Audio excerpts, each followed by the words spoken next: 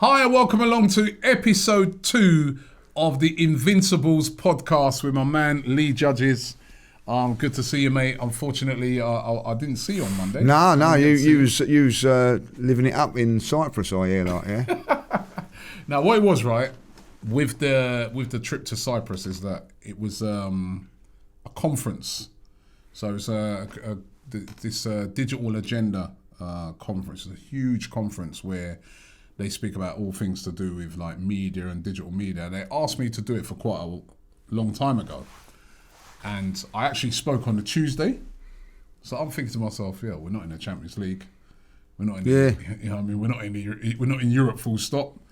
I should be all right in Tuesday. The only thing I was worried about, I was thinking maybe if there's like a League Cup game on. Then the League Cup stuff came out and it didn't clash with that. I was thinking, all right, fine. Said to them, they booked it, they booked everything, booked hotels. Our game was at the weekend. Then they go and move our game to a Monday, don't they? Yeah. Right? And then I'm trying to, get things moved. So to be fair to the guys in Cyprus, they were brilliant. They tried everything to get the flights moved, but I couldn't. I couldn't let them down, you know what I mean? I couldn't let them down because they spent money and stuff like that. So, and I remember I got out there. And what I did is, you would have seen some of the interviews. There's a lot of I see them a lot of gooners over there in Cyprus, and big all of them up that I met out there as well. And they really know their football. A lot of them as well get over here to watch games because there's one guy, for instance, that I was speaking to, that he showed me a video of when I interviewed him in 2014. He was over here when he did a video. He's saying, "In Arsenal we trust," you know what I mean. So so I went to this bar, really, really nice bar, right?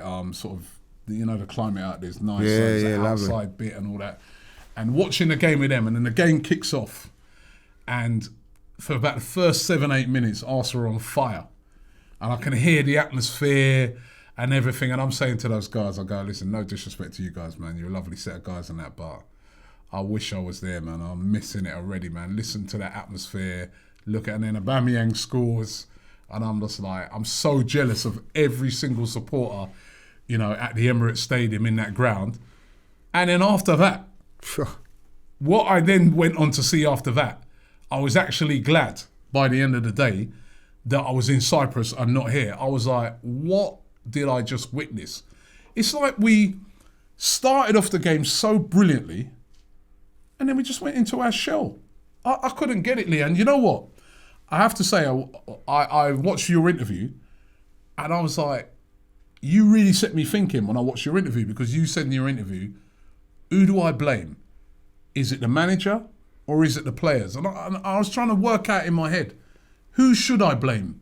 I mean, there's been a few days since the game now. Who do you blame for that performance? Manager.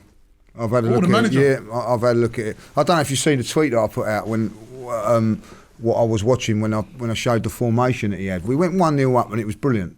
We played some really good stuff. As soon as we went 1-0 up, I see him get back, defend, and then people will have a go at Pepe, and rightly so because he was poor. But he was told to stay back. When he went to go forward, Mikel Arteta, stay there. And it was like, oh, we've got a goal, and like we're now going to defend it. And goals after 7-8 minutes. And do you know what makes it even worse? Because I'm watching it. It's not about the results for me now, like, because I'll tell you a stat in a minute you ain't going to believe. But we're 1-0 up. And then I'm texting my mates and it's boring. The football's boring. We go back into a shape and we let Crystal Palace dictate the play. We just let, and I'm sitting there going to my mate Kevin, we're going to concede in a minute. You can see it. They're all over us. All over us. And I tell you what really frustrates me, Robbie, is that when the opposition get the ball, Mikel jumps up, do this, do that, telling them what to do. Too many instructions. Soon as they get the ball, he sits down. He sits down, and Pepe tried to go forward, stay there, Now, yes, Pepe was awful, but he played most of that game on the toes of Tomiyasu, like, you know what I mean, like, you know, and that's what worries me. Two things that worry me about Mikel Arteta now, like, one is he's far too cautious, defending wise and everything like that. The second one, and this is a big one for me because we were having a discussion about this earlier. Everybody says, like, oh, they won't sack him. He's got the complete and utter trust of the board. And if that is the case, you're saying that he has? You think that he has? You feel that he has? Yeah. Right. And he is playing football and cautiously knowing that he's safe. What happens if he does come under a bit of pressure? What sort of football are we going to see then? Because if he's under no pressure and he's playing this defensive, cautious football now, what is it going to be like when he finally becomes under the pump? Because I'll tell you this now, Roy, I can't follow this much longer. It is the boring football. Boring Arsenal. Boring Arsenal. But I'll tell you what, it's boring Arsenal, but we used to win games. That was a different boring Arsenal. And with the type of players we had, we understood it. But with the type of players we've got, I don't get it. I mean, what's this stat then you got for me? Well, I'll give you this stat. Mikel Arteta has won 18 league games at home since he's become manager. Out of how many? I don't know out of how many, but this is the next thing, right? Like he's lost 20. So he's actually lost more home games than he has won. And what that tells you... What does that tell you? What that tells you is that... That's without draws. Yeah, what that tells you is that his style of play is suited to going away. Because if I remember rightly, he's got a decent record away from home, isn't he? So the cautious approach away from home may not be too bad. But when you're playing at home, and as I said, we got the lead. And the place was, I mean, I weren't there, I was just watching it on TV. But it looked like the place was buzzingly. It was buzzing in the first 10 minutes, and then everybody went to sleep. Yeah, and it's hard to blame them because, look, we got absolutely dominated by Palace. I couldn't believe what I was watching. I'm like, they haven't even got their best player. Well, yeah, exactly. Everybody's buzzing, going, oh, Sahar ain't playing all that. But the fact of the matter is, I watched it.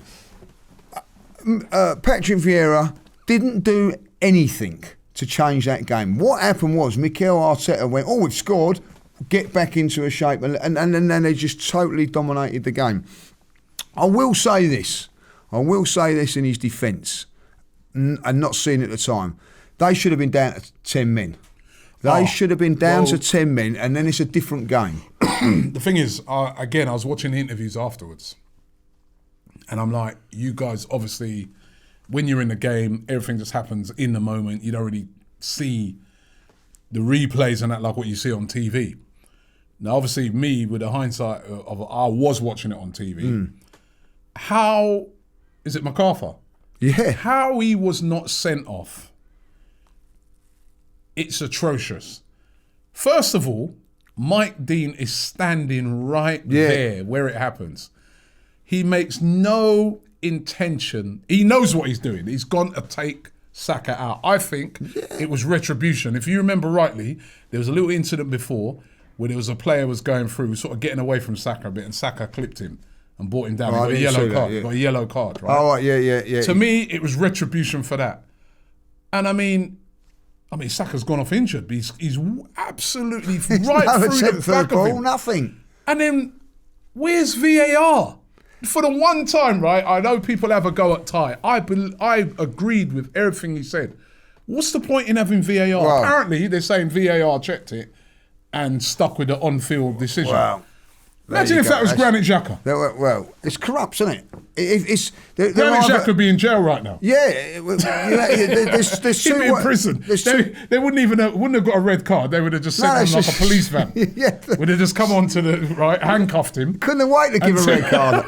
Do you know what I mean? The thing that you go on to that is that VAR is either not, the people in it are not good enough, or they're corrupt. There's two things now to it. It's not corrupt, but they're just not good enough. I just look at that and I just think the thing that really frustrates me at football, I think, is it Ward-Prowse goes for the ball, he gets touching the ball and his follow through takes the defender out. Oh, dangerous play, send him off. But he's genuinely gone for the ball. Yeah.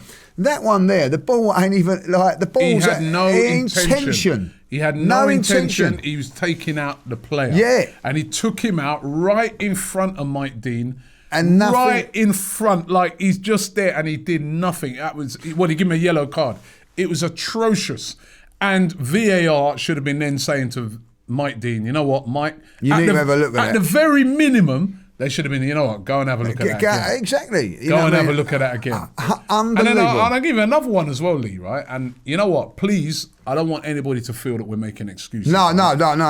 Because we was lucky. We got away with it. we got lucky, right? We should have lost that game, even despite, maybe if they went to 10, that would have changed it, obviously. I don't know, the way that they were playing. I think 10 men would have changed it, but their first goal as well. I'm sorry, that's a foul. All day. The guy doesn't get the ball. He takes out Thomas Partey. What is VAR doing? If you watched it, again, this is what I said. You guys are at the game, so you probably just thought, he got caught in possession, which he kind of did.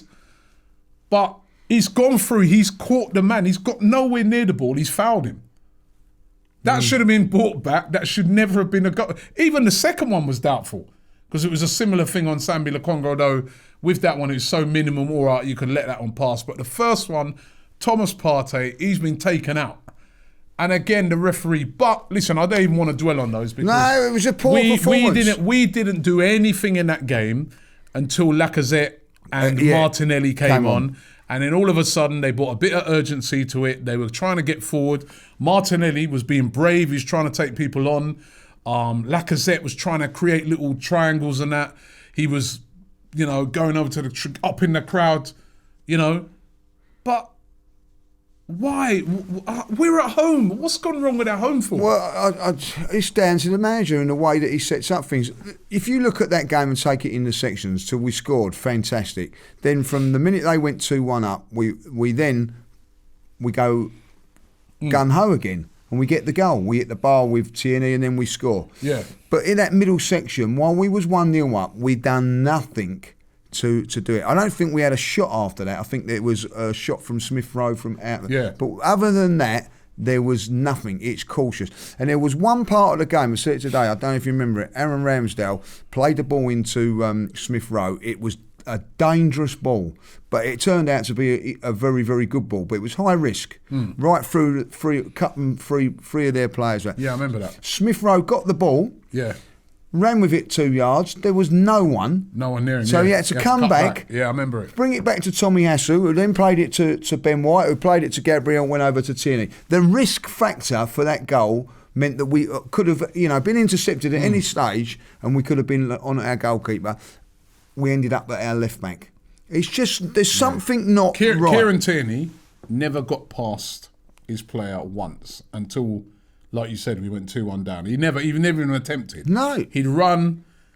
Told to keep him. They come over to him. He just come back, pass back in the middle. Shape. Tommy Asu never attempted. He didn't even really get out of his position. Well, I feel sorry for him because he has to go past Arteta. On that side, and you know what I mean. Like Pepe tried to get in the stand and get round him, so he didn't see him. Like, do you know what I mean? Because as soon as he went and stay there, I see it, Robbie. Stay there. You ain't going forward. We're 1-0 up. That people criticise Pepe, and quite rightly so. But at the end of the day, if you're being told to stay back and protect your fullback, and this is a big worry for me now. It's not like he's got defenders that are not his or he's not sure about. This is his back five now. So realistically, he should be saying to his back five, right, defend on the halfway line so we can push players up. But what they do is they defend on the 18-yard box. Then you've got Pepe there. Aubameyang was on the edge of his own box. We're 1-0 up against Crystal Palace. It's not... I understand if it's Liverpool or Man City, we've got a 1-0 lead. But this is Crystal Palace. You know what I mean? And we're doing it all the time. No, but even against those better teams... We've got to be braver. Exactly. When you're at home, I'd understand it away. 1-0 up, all right, look, guys, let's just sit a bit. We can counter it. They're going to have to go for it. They're at home. Yeah. Right, so let's just sit a bit and we can counter them. But we're at home. Go and get that second goal. The game is then killed. Then you could, and I've noticed, like, we've got this way of playing where it's almost like our midfielders play like they're an extra... Defender. Yeah. So Sambi Lokonga, when he came on, he was playing like an extra defender. Thomas Partey, for a lot of that game, was playing like a defender. How many times did you remember him like making a driving run forward with the ball? No, we weren't allowed to. That's what I'm saying. You know, and I also look at it at half time. They said Saka's gone off. So everybody's turned around and said, all right, like for like, Martinelli's got to come on, 1-0 up. He didn't, he went with Lokonga, like, and that basically tells you that he's going to defend it. You know, and totally he lost all control of that game with his tactics, and that is a worry for me now. How many more times are you going to do this? And I'm worried because we've got Villa on Friday, and I don't know if you remember, but Villa last year was literally a carbon copy of what Palace did. Yeah. Where they absolutely, apart from they did it better, they dominated from the start. It's worrying that teams are now coming to the Emirates and they're like, you know what? Teams, you know what I mean? Chelsea have come there and dominate, and you think, all right, I can get away with it. But the likes of now Crystal Palace have come there, and you're saying now Aston Villa are going to do it. And let's be honest, Robbie. Even Norwich was on the front. Norwich. Because again, we dropped into that tactic. Now you can understand it if you want, you know, when you get the result against Burnley away from home, and even Brighton to a certain degree because you're away from home. When you're at home, I think you've got to go and dominate games of football because you owe it to the fans. You know, I mean, it's not like these fans are paying dear money. You know, like. Yesterday, I think the minimum is about 40 quid for that game yesterday on Monday. Like, you know, £100 if you're whatever, like, you know, against Spurs when the bigger teams come there. So when you have like a Chelsea come to us who totally dominates because they're better than us, you're paying like top money to watch Chelsea dominate, right? So when you come against these teams that, like Crystal Palace, I expect Arsenal to dominate and, like, you know, they're not. And I'm sorry, Robert, it's not just about the results. It is now the way we are playing is just not good enough for the standards of Arsenal Football Club. It's boring. And then, as we said, like we was going like, under George Graham, we've got a lot of criticism at the time, boring and all that. Weren't always boring, by the way, but we'd win those games. It was winning football. This is boring football, and we're not winning. I don't know how much longer this can carry on, like, you know what I mean? The thing that was so annoying is such a missed opportunity. Because I was, you know, again with the guys in the bar, and we were sitting down and working out before the game started, and we're like, if we win this game tonight, and then we win on Friday, we would actually have started next weekend in the top 4. Yeah, exactly. We'd have been in the top four. We wouldn't have been at the end of it, but we would have been in the top 4. Yeah, we wouldn't have been at the end of it, but morally, you're looking at it and saying, wow, after the start of the season we're in the top 4, right? Even if it would have been just for a day or whatever. And I think it was such a missed opportunity. And we got out of jail. Credit to Lacazette. As I said, Lacazette, Martinelli, when they came on, I loved the fight that they showed. I saw like, you know, what they put on it. I think it was Aubameyang on his Instagram. He acknowledged that the performance was poor, but he goes, at least they showed some fight to get a draw. You know, I was very happy with the team did that. They didn't just, you know, wave the white flag and just accept the defeat. At least they got a point out of it. But come this week, Friday, those performances all round have to be better. I want to see our fullbacks getting forward. They're not getting forward. We're just playing as a rigid back 4 right now. The player who got the most forward out of all of our defenders was Ben White. Yeah, and I want to see one of our attacking players get man of the match or be like, you know, influential in the game.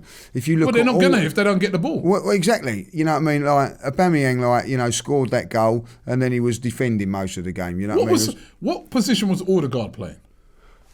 I don't really know what I'll tell you what with Odegaard, people have given him a lot of criticism. He got done in the first minute of that game. I don't know if you see that. Like, it was a late tack, like, you know, and of course Mr. Dean let it go, you know, and when we scored the goal, they was all celebrating. He was actually getting treatment, like, you know. So I don't know. I don't know what position I don't know what position he was playing. He's brought to be like that creative midfielder number 10, and all of a sudden now he's playing like a number 4. Yeah.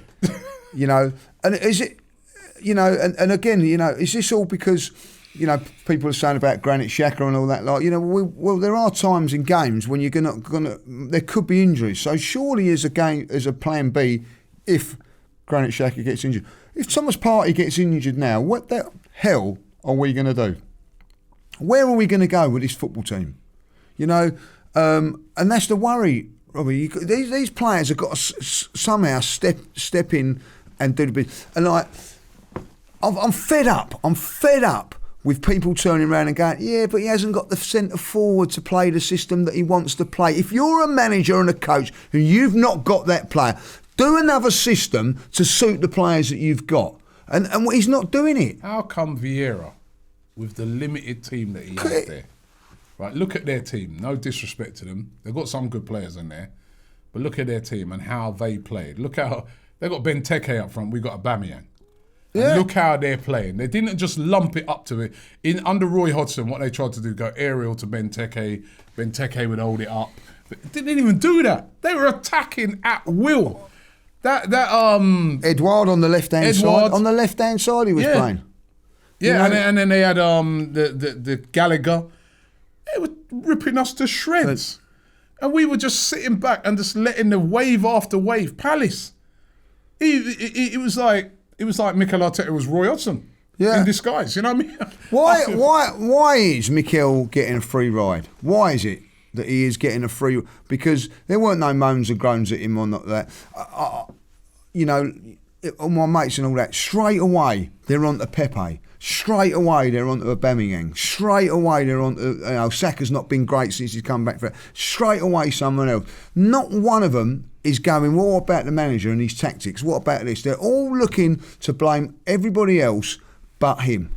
There was no service for the attacking players. Yeah, so there was none. There was zero service in that game. But again, I kind of side with you in that the reason for that was the formation, the way we played.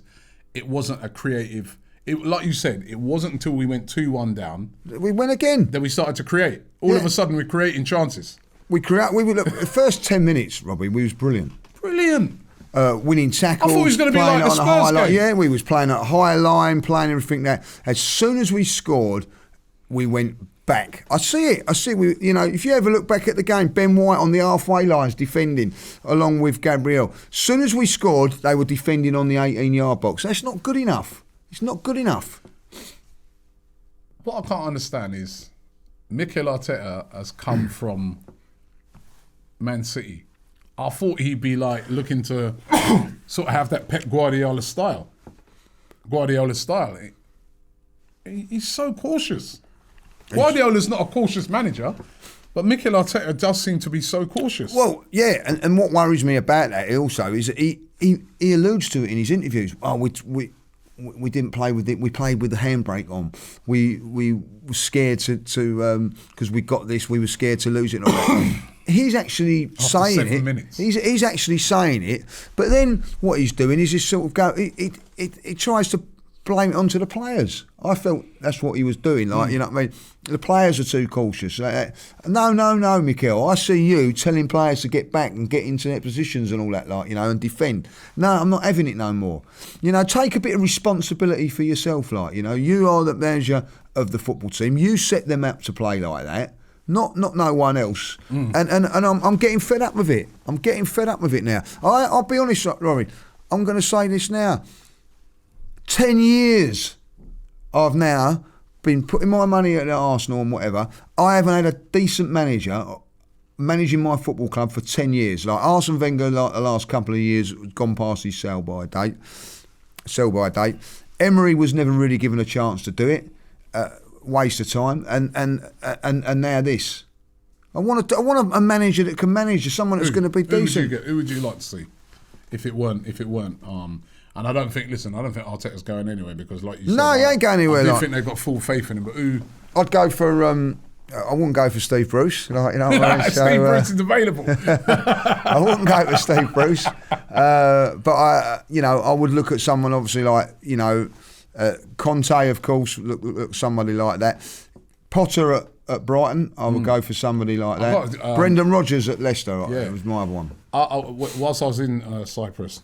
I met this player out who used to play for Apoel Nicosia, and he's also an agent now, Gustavo, and he was brilliant. He's like a real hero out there because it was his goals that got Apoel Nicosia to the quarterfinals Wow. of the Champions League back in, I think, 2014.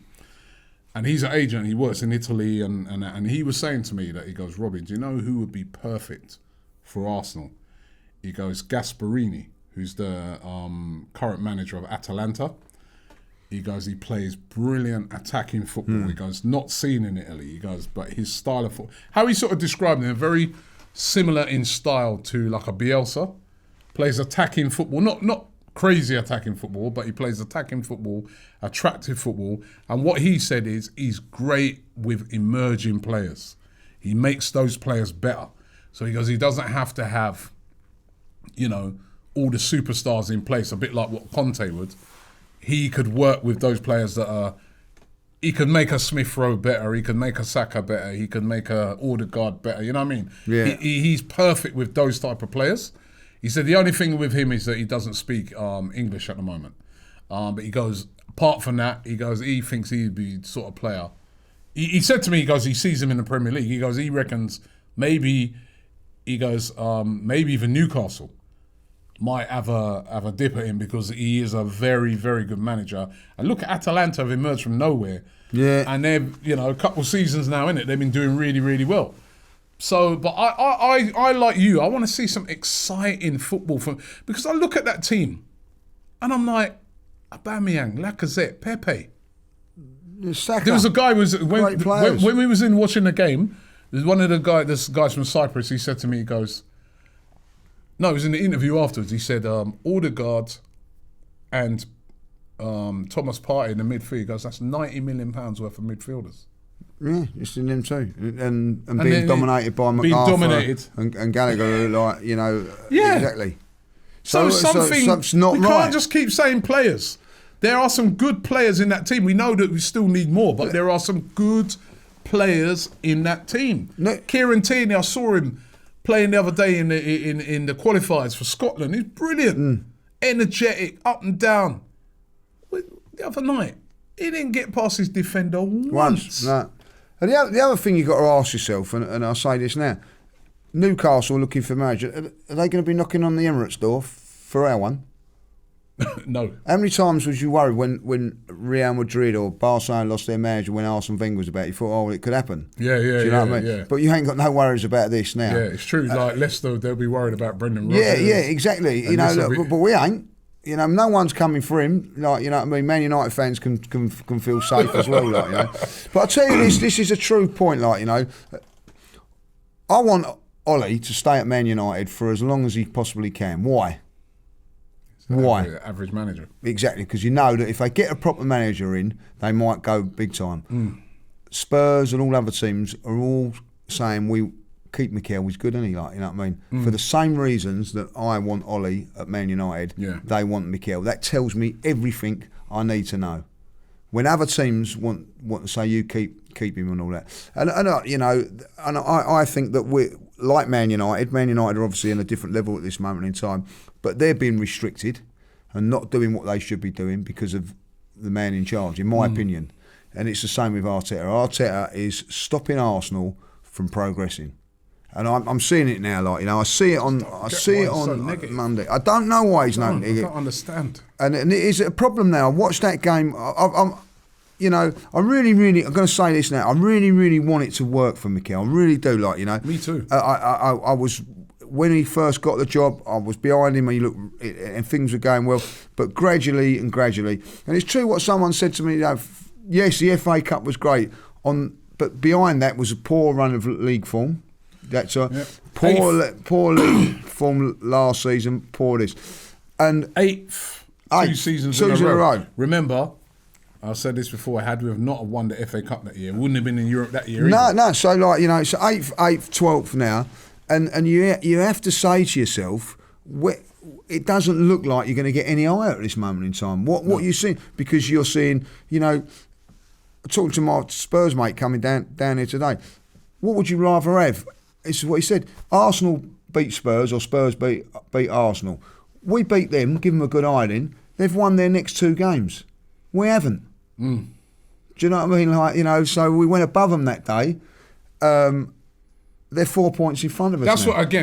and also that's what's been really disappointing. The fact that, all that momentum has gone now. We've got that great momentum out of that game, and then people were buzzing, and then they were looking at the table and they were saying, you know what? We've got some winnable games coming up, man. Brighton, Crystal Palace, right? Villa this week, home games, 2 of those, right? Leicester and Watford. That Leicester ain't a bad and Watford, and you're looking at it, you think, games. you know what?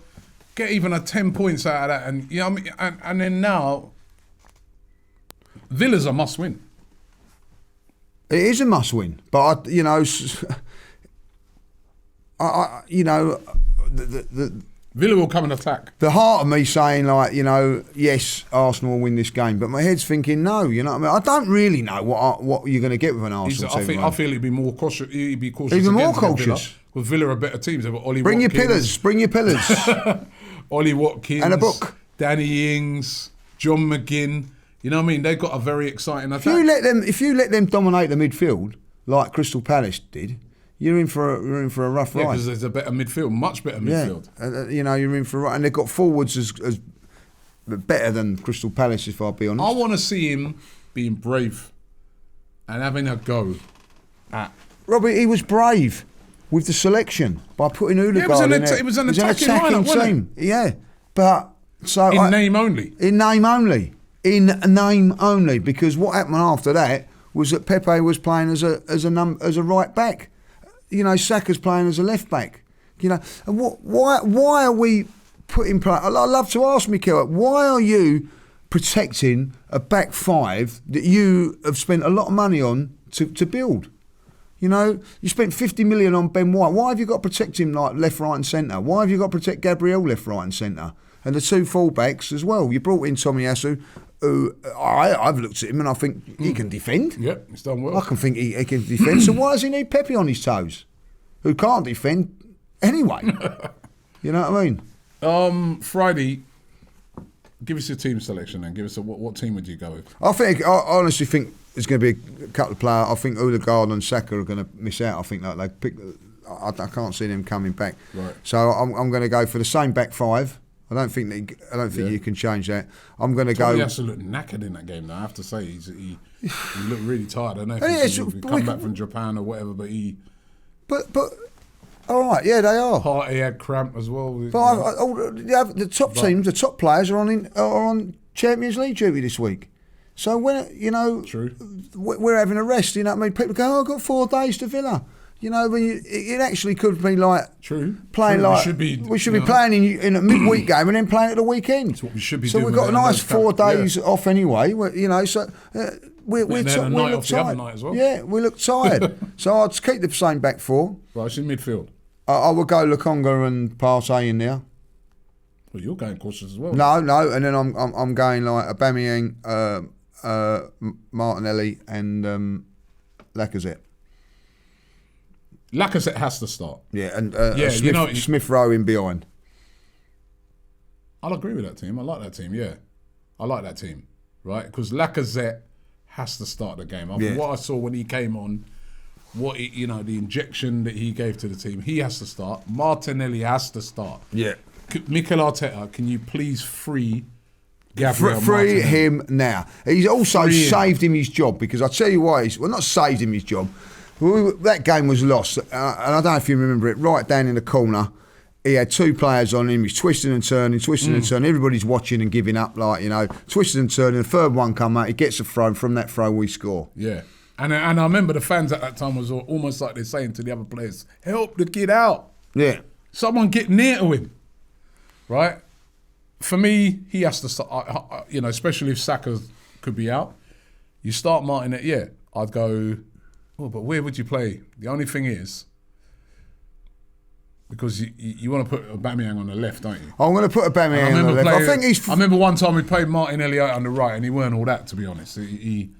Well, they can swap a little bit, what I mean? I want him to start, but then maybe you could go Pepe's performance the other night. I know what you're saying about the manager tend to get back on that, but he was very poor. Although he created both goals. Yeah, he assisted both goals. He's XG. But if you're going to play Pepe where he's playing, I'm going to say this now. I watched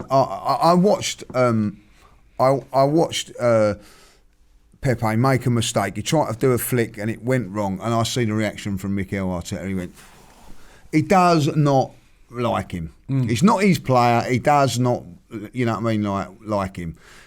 If I was on the board at Arsenal, I'd be saying, like, I've spent 70 odd million. Are you going to make him a player or not? But he just doesn't rate him, Rob. You know what I mean? Honestly, I'm telling you that now. If you sat him in a room on the quiet and said, Mikel, what do you reckon? Oh, he'd give you one of them. Like, I honestly would. Like, you know, he just doesn't want to. So I think he didn't do enough in the game. I don't think he trusts him. So. I think Martinelli's got. I don't care. I don't care who's not playing. I don't care who's not playing. Martinelli deserves to be starting. He does. But if he plays, he's got to be either as a centre forward or on the left. And I'll play Lacazette as a centre forward because will you put Bang on the right? I'll be looking to.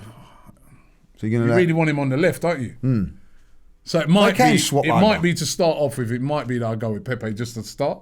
But if he ain't doing it, off he comes very.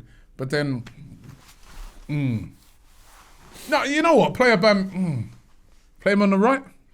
Oh, I don't know. I want to see Martinelli start. I just want to say Martinelli start. Like, and I think if you're going to start Martinelli, I also think. This is another thing. This is another thing. Like in my theory, I might be wrong on this. Like I'll keep Pepe on the right because he might not play. If I put him on the left, he might really shine. I've got to keep him in the team.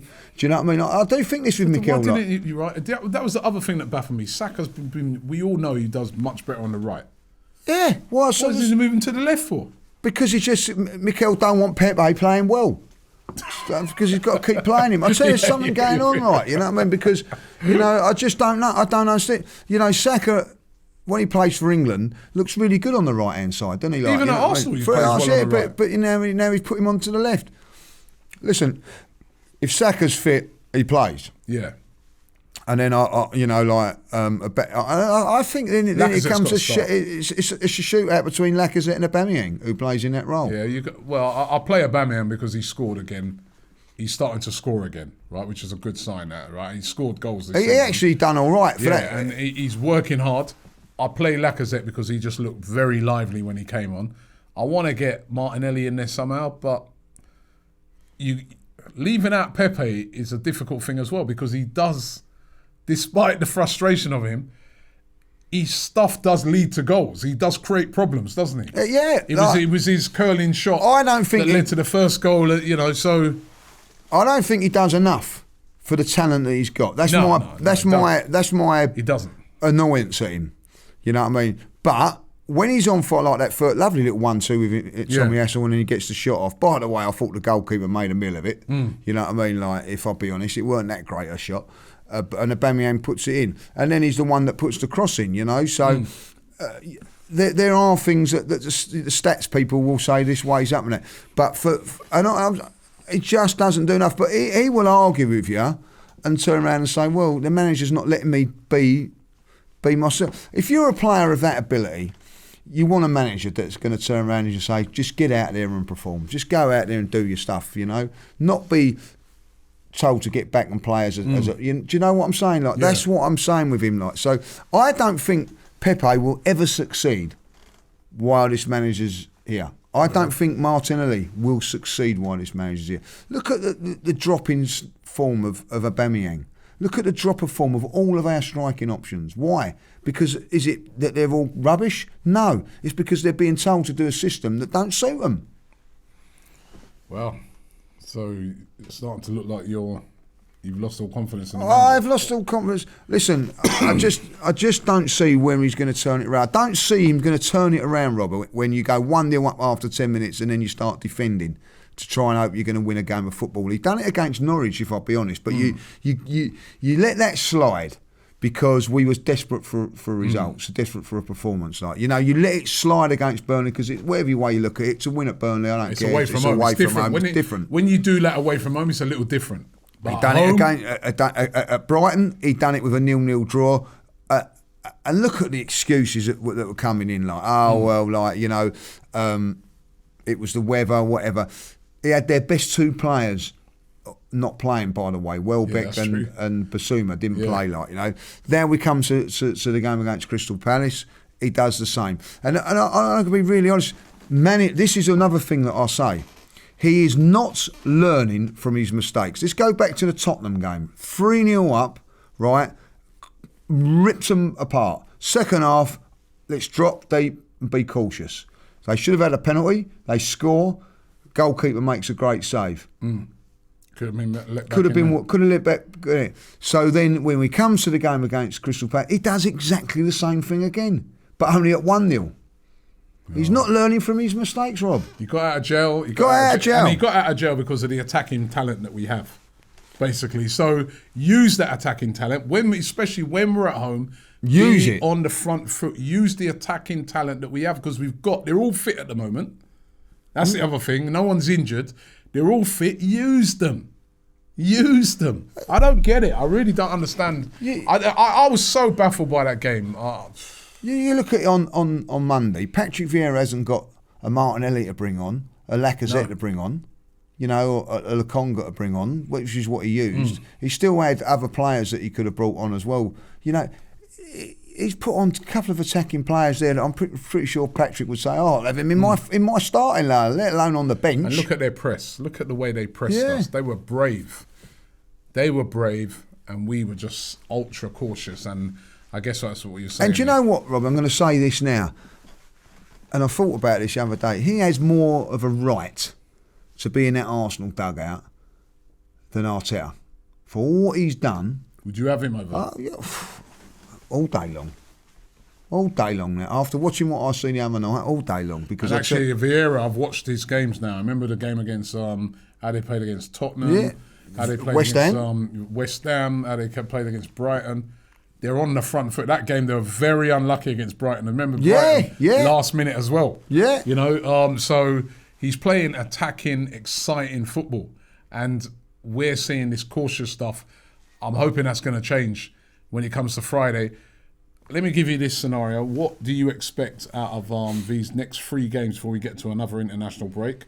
Of course, it's Villa at home, Leicester away, 12:30 kickoff the following week, and then Watford at home. How many points do you want from? What I want and what I expect now. What do you expect? 9 points.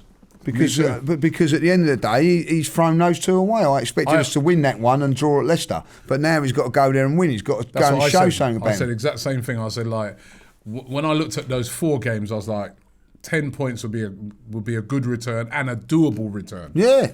Now we've drawn to Palace. We have to beat Villa, which is going to be difficult. That, to me, has got another draw written all over it. Yeah. Right? And then we have to beat Leicester, who now... after the victory over Man United, they'll be very confident playing at home. And then even Watford, new manager. I mean, they were shocking the other day when I saw them against Liverpool. But look how Liverpool played them. Yeah. Don't get me wrong, Liverpool got better technicians than us, but they just went for the throat. That's what I want to see us do sometimes. Exactly. By the way, we got no points in those predictions things. Do you know that? No points. What, then when we did our predictions the other day? Not 1 point. Right, let's nothing. No, we Man United. Yeah, we got that wrong. That looked Leicester won. Yeah. I think we done. I think was it Everton and West Ham. Well, I'm pretty sure I done a draw for that. So that was me done. I think we done Arsenal to win. You done 1-0. I done 2-0. Lost. And I think we did Newcastle as well, didn't we? Newcastle and Spurs. What do we know? What do we know? Right, let's get some more. So we'll do that one starting on Friday. Arsenal versus Villa. You can go first this time. Cause Thank you. Right. It's a must win, by the way. If I'm being real, and I was going on my head, I'd say a draw. Like 1-1 or 2-2 again. But I'm going to go with a heart. Got to bounce back after that, man. 2-1. 2-1. I predicted 2-1 in the Forever Arsenal, so you've still with thunder there. 2-0, I'm going to have to go 2-0 then. Nil. No. You saw our defending. That's the other thing. Our defending the other night, the amount of backing up them, man, they did, man. I mean, they backed up more than a bloody lorry. Oh, Ben White, what was he doing? Do you know what? He started that game off so well. Yeah. And then when it mattered, 50 million. Right. Got to do the Liverpool Man United game, surely. And Spurs West Ham, we've got to do that one. Yeah. All right. We'll pick another one. Let's go straight into that one. Man United Liverpool.